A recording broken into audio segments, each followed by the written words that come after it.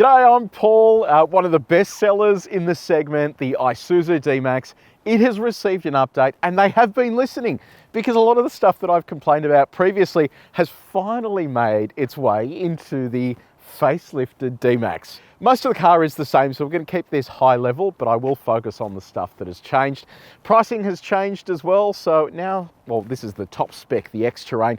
This is priced at just over $70,000, but they are doing a drive away deal where basically you can drive away the car that's meant to be $70,000+ and on-road costs for just under 68. So seems like a pretty good deal to me given what you're getting in this package. So this competes with things like Ford Ranger, Mitsubishi Triton, Toyota Hilux. There's so many competitors in the segment, but you get it. Today we're going to do a review of this car, a little bit of light off-roading as well. So if you do want to skip ahead to other parts of this review, you can use the time codes that are on screen, or if you're on YouTube, you can scroll down and use the chapters below. And are you looking to buy new utes? Well, have I got a deal for you? Well, actually, I have a page full of them. All you need to do is go to Google, type in "Help Me CarExpert," or use the QR code on the screen. It's going to take you to the CarExpert website. We're a big company. It's like over 60 full-time employees. Very impressive. We also have a page on the site with all of the deals going in Australia this month to help you figure out which car you need to pick. We can then even put you in touch with one of our friendly dealers who might even be able to get you a better deal as well. So go to Google, type in "Help Me CarExpert," or whip your phone out, scan the QR code, and away you go. Let's talk external designs. Your optional colors are a little under $700. So what are the changes? So start off here with the bonnet. So this has changed a little bit, sort of design of that is a little different there in the center. Headlights have changed as well. In fact, this whole sort of grille section here has changed. Indicator is now located within that headlamp module. Used to be down here. So that's basically in there now with full LED headlights as well. Down here, there's even like a bit of crazy aero as well. So you've got sort of open gap there that runs through to the tyre there, presumably for a bit of efficiency. Around the side here, you've got 18-inch alloy wheels on highway terrain tyres. Bit of chunky highway terrain tyres. I'll be curious to see how this goes when we do a bit of light off-roading. Sort of matte coloured wheel finish there as well. Big bits of wheel arch cladding there too. You've got this graphite colour on the wing mirror. Side steps, pretty sort of straightforward. They've got sort of metallic top on them and then a plastic bottom. I've said this before in other dual cab ute reviews. If you do want to do some serious off-roading, that's probably something that you're going to want to look at replacing because it'll get damaged pretty easily. Got roof rails up the top here. You've got sail plane over here as well. Nothing else has really changed around the sort of suspension front. Still a 3-leaf setup and drum brakes on the rear there as well. 4x4 insignia on the side. And have a look at the new tailgate. They've made some changes here to that, so slightly different design. Not a huge fan of this though. They've removed the plastic that was on here, so if you are carrying anything on this, it is probably going to scratch that up pretty quickly as the rain starts falling. X here for X-Terrain. Not full LED lights yet either, so partial LED setup there. 3 TD for 3-litre turbo diesel. Isuzu D-Max. Camera built into here, not centered though, similar to Triton. So one of our gripes when attaching a trailer. No, not the end of the world, but would be a nice feature to have. Hydraulics here on the tailgate, which is good news, makes opening and closing pretty straightforward. You've got a manually adjustable roller cover there. You've got this plastic bed liner as well. In terms of payload, talking about over 900 kilos of payload, 3.5 tons of brake towing capacity. And on the dimensions front, you have just under 1600 mil of load length, 1530 mil of load width, and just over 1100 mil between the wheel arches. So plenty of room there to store all your things, which is good news. Let's get out of the rain though. Let me know what you reckon about the design change and also the pricing as well. Is it too expensive? Let me know your thoughts down there. So we're inside the D-Max cabin. This is what the key looks like. You've got remote start, lock, unlock, and then a blank down the bottom. And then on the back, you have Isuzu written on the key. And it is a proximity sensing key with a push button start. Now have a look at this interior. It has changed as part of this update. So I'm going to run you through the high level changes. The rest of it is pretty much the same. They have sort of improved this over time. And one of the things that I quite like about the D-Max is that it just feels nice and premium in here. You've got the soft touch materials along the top there, that sort of faux stitching. They've focused a lot on storage. You've got the storage up the top here, 2 tiers of glove boxes. You've got drink cup holders there in front of the air vents. It really baffles me that with the Navara update, they just deleted the cup holders there. Volkswagen just didn't even bother with cup holders in the Amarok, even though it's available in the Ranger. So those things are handy. They are definitely good things to have. In terms of the changes though, so we're talking about a brand new infotainment system. So it's a 9-inch display. I'll run you through that in just a sec. Then ahead of the driver, you have a 7-inch digital display here as well. Depending on the spec that you go for, that can change in terms of size.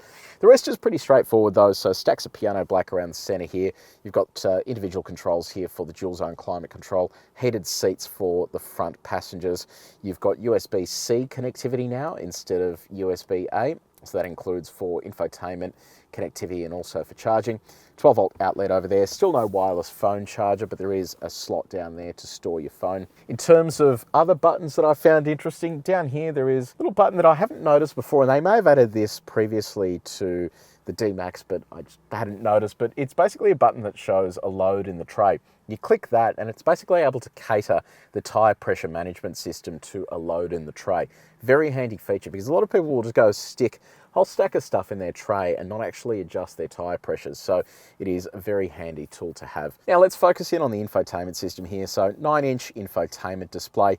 So this is your central display. It comes with all of your shortcuts. You can then swipe down from the top as well to access a further number of those shortcuts. And then these menus off to the side here, you can flick between them. It is a little bit counterintuitive though, because to actually flick between it, you sort of have to push and hold it to activate it. It's not overly clever or easy to use, but it is there regardless.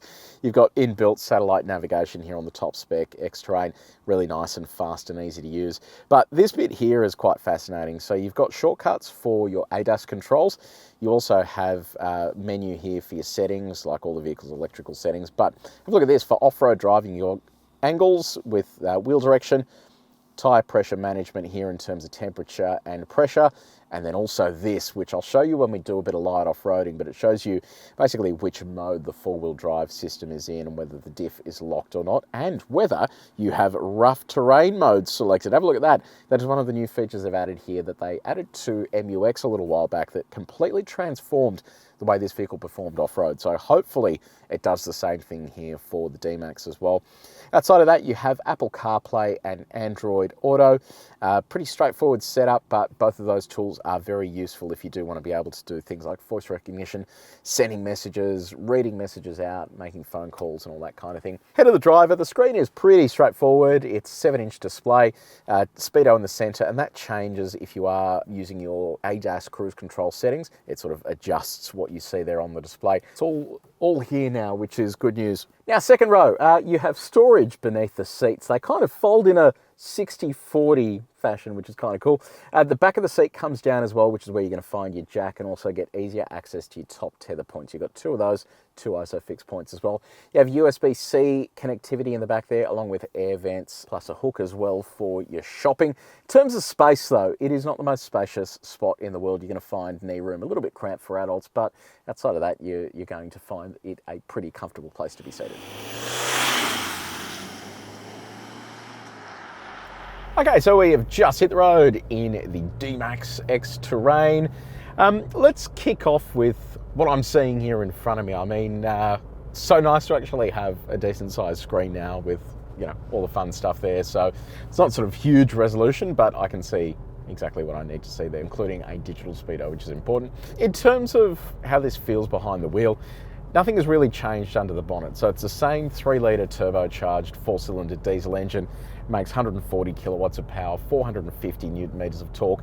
It is now one of the lowest outputting engines in the segment. Now that Triton has moved up, they're really sort of quite lacking now in terms of that torque output. Everyone else is at 470, 500. That's sort of where they need to be.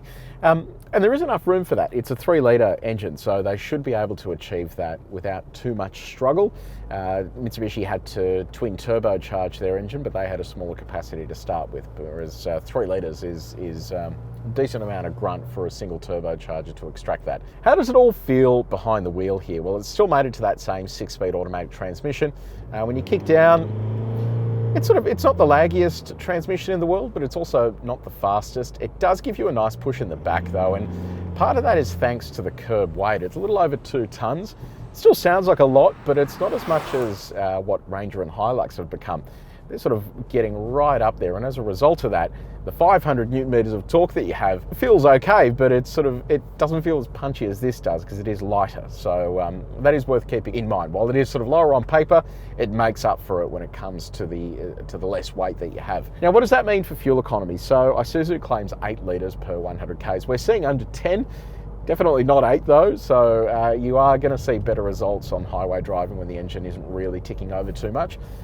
But I think you need to be really gentle with the throttle if you want to get close to that 8 litre mark. Now, just on engine noise, it is pretty noisy. The vehicle itself is kind of noisy on the freeway with the tyres, and especially on coarse chip roads, but the engine makes a fair bit of a racket when you get up it, so it's probably something they could look to address down the track there.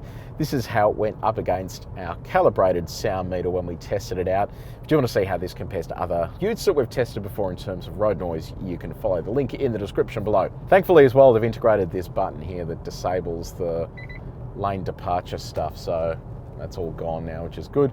And it seems to retain the settings for stuff like speed sign recognition warnings, which is also good because that gets so annoying in stuff like Hyundais and Kias where it doesn't really recognize the speed signs correctly.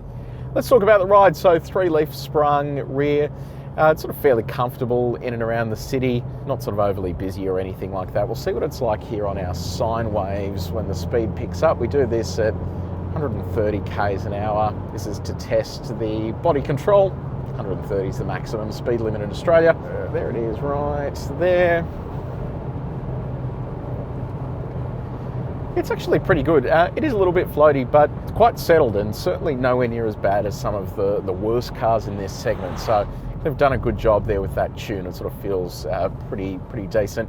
They did actually change or make changes to the suspension geometry as part of a bump steer issue they were having, and also excessive tyre wear. So that change has now been made at the factory, and I'll be keen to see now that that change has been made, what this is like for customers who do buy these now. So yeah, let us know in the comments section below if you have bought one of these after they made those changes, whether you're seeing an improvement or not. Okay, bumpy road time. We do this at 90 k's an hour to see what the ride is like on some shocking quality roads. All right, there it is there. Actually, I really don't mind the ride. It is it's nicely rounded out. It's well damped, so I've sort of put a lot of effort into making sure it feels good. This is our condensed sine wave. It feels pretty good across there too. So yeah, overall the ride is quite pleasing. Okay, let's go for a bit of a fang around the track. Obviously this isn't a sports car, but we test all the cars back to back in the same way to see what they're like once they are pushed closer to their limits. Fair bit of body roll there.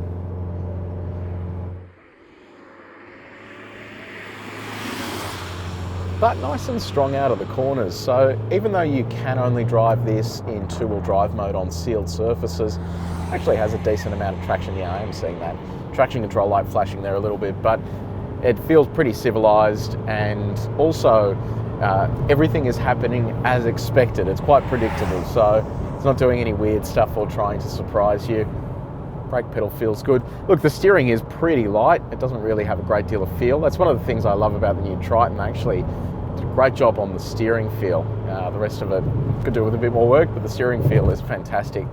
I think they could probably get away with some slightly better steering feel here in the D-Max as well. But you know, for the most part, it actually feels nice and fun to drive, which is good news. Yeah, what's your visibility like? Well, from this position here, it's actually pretty good. I can see clearly over the bonnet there, plus the new sculpted lines they have. Big wing mirrors as well with blind spot monitor built into those. Visibility out the back is pretty good too.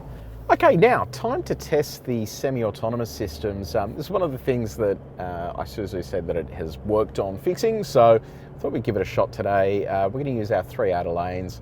I'll set the cruise control to 70 k's an hour and we'll see how well it holds those lines for us. So look at that, big screen change there. So there's 70, engage our lane keep. So you can see the steering wheel show up on the screen there. We'll just wait for that to go green. There it is. Okay, so let's see how well it does. Well, terribly, because it's already over on that line. So the lane centering system doesn't appear to be very good. It's like straddling that line entirely. All right, we'll jump over to the next lane, see what it's like here. Wait for that to detect and engage. Lane support cancelled, even though I didn't cancel it. All right. We'll wait and see what it does. Okay, it's engaged. And it's just gone straight over the line. Yeah, that system definitely needs some work. That's not very good at all. Okay, time to do some performance testing. Obviously this isn't a sports car, but it's good to log some of these times so you can see how it compares to other vehicles in the segment. So I'm going to turn traction control off, and yeah, we'll go all the way through to 120 just to see what it's like with 80 to 120 as well. So here we go.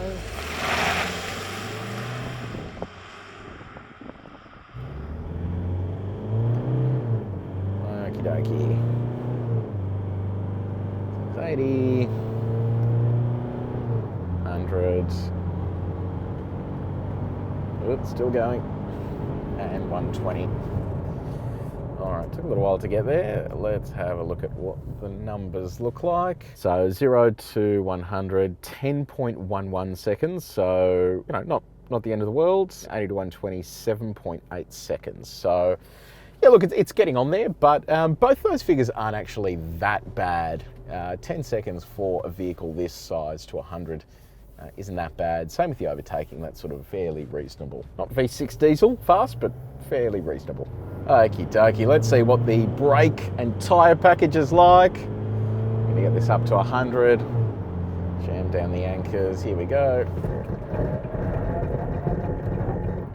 So 100 to 0, 3.12 seconds, 40.5 meters. You know what, that's actually a pretty impressive stopping distance. A lot of the utes in this segment take forever to stop, and that's actually not much worse than what you're getting in a passenger car, difference of about sort of between 3 and 5 meters. So yeah, not a bad effort. If you do want to see how this car compares to others that we've tested before, there is a link in the description below. Now, how fast does it go in reverse? Let's find out. Look at that, 48 kilometers an hour. Okay, time to do a little bit of light off-roading. I'm actually excited for this because I'm going to test the rough road mode.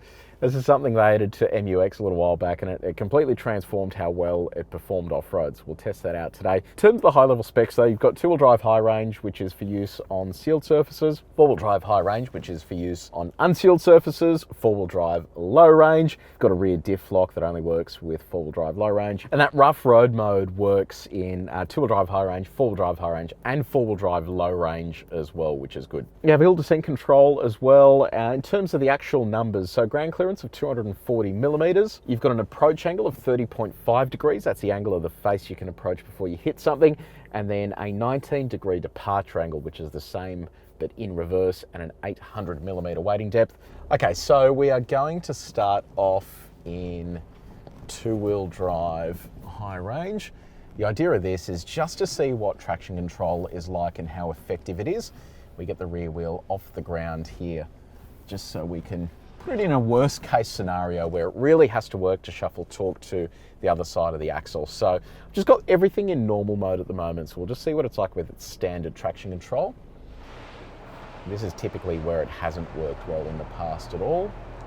So you can see traction control biting there, but it's really not helping us get anywhere at all. It's just sitting there spinning. And then if you turn traction control off, and then lean onto the throttle, it will just spin up freely pretty much. So what we're going to do now is put it into rough road mode. So I'm going to press that button. So in theory, what this is meant to do is better utilize traction control for off-road conditions, and then hopefully that will see us get over this terrain a bit better. Look at that. Exactly as intended. So that is working much better. So with that rough road mode, it's basically able to properly brake that spinning wheel to send torque over to the other side. And that means you can get over simple terrain like this in two-wheel drive high range without even having to worry about it. So it is an excellent system, and they've done a great job there in terms of better managing the way that that traction control system works. So very impressed with that. Okie dokie. Now, let's go back over, except this time I'm going to switch it over to four-wheel drive high range, And let's do the same thing again. I'll just see what it's like with and without rough road mode. Okay, we're going to dive into our big hole here. It's so deep. Okay, so I'll just wait for the wheel to be in the hole there. Okay, so I'm going to lean on the throttle now. So you can see there, we're not really getting anywhere. So I'm going to enable rough road mode. Let's see how this goes. That's better. Nice, look at that. So we had one wheel there at the rear that was completely off the ground. It had no traction at all. And it was able to basically shuffle torque around the vehicle to ensure that we were able to get through that. So yeah, really impressed with that. That rough road mode, it genuinely just transforms the car. So nice. All right, let's head over to our hill. Okay, it is hill time now. So this is the hill that we traverse in four-wheel drive low range. Kill those parking sensors. So into neutral, low range. And what I'm going to do here is just with gradual throttle climb the hill till we get to the top, and then I'll come back around and basically bring the car to a stop, and then just see what it's like once it takes off again. Put rough road mode on. That's so interesting. So basically, if you don't use rough road mode, it disables your traction and stability control. But when you put rough road mode on in low range, it actually then sort of engages that setting. And I'll lock the rear diff here as well, because that's pretty much what we do with the rest of the cars. It's taking a while to engage. There it is. Okay, cool. All right, here we go. So gradual throttle to start with, rough road mode on.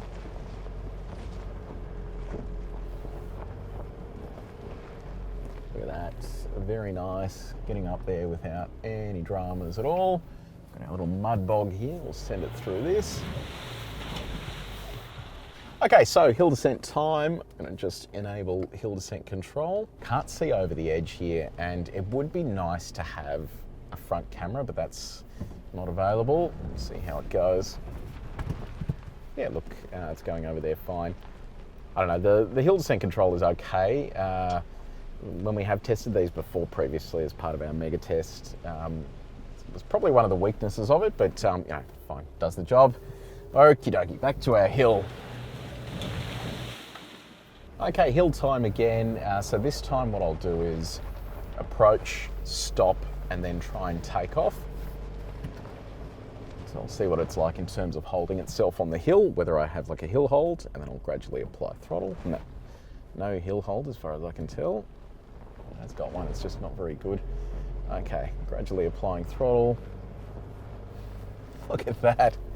I'd say genuinely, this rough road mode has completely transformed this car off-road. It just gives you that little bit of extra confidence, because there, if you didn't have it, you would just go for the throttle, it'd flare up, you'd just be spinning your wheels, making an absolute mess of it, whereas this is able to gradually control torque output. It's able to brake the wheels as required, and it just gives you a bit more flexibility and control over the vehicle off-road. So it is a very, very impressive system. Now, time for a bit of rocky terrain. So 240mm ground clearance should be more than enough for this stuff. So yeah, I normally just ride the brake with the throttle here to just transition across this nice and smoothly. Yeah, this is very nice and comfortable here.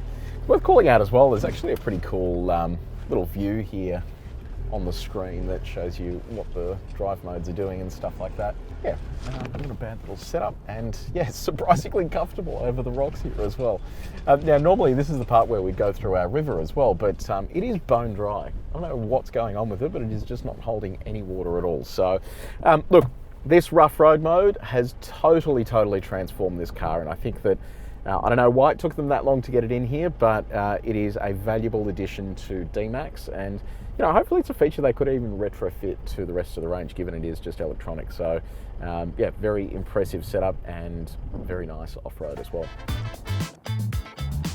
So the updated D-Max, I'm freezing my bits off here. This is the best the D-Max has ever been. They really have just made those incremental improvements, and you know, they've just literally listened to all the stuff that I complained about previously. Probably wasn't just me, but everyone complained about. So I'm glad they've integrated all of that stuff in there, and they actually have a vehicle now that is really good in this segment. It's well priced, especially at that drive-away price, so you are getting good value for money. Now, let me know in the comments section below, have you bought one of these previously? Are you going to look at upgrading, or are you looking at buying a D-Max? Let me know what you think down there. Do you think they've done enough? Would you look at something else in the segment? I am keen for your feedback. If you did enjoy this video, please make sure you like it and you share it with your mates. And if you haven't done so already, subscribe to our channel and press the bell icon. But until next time, I'm going to go warm up.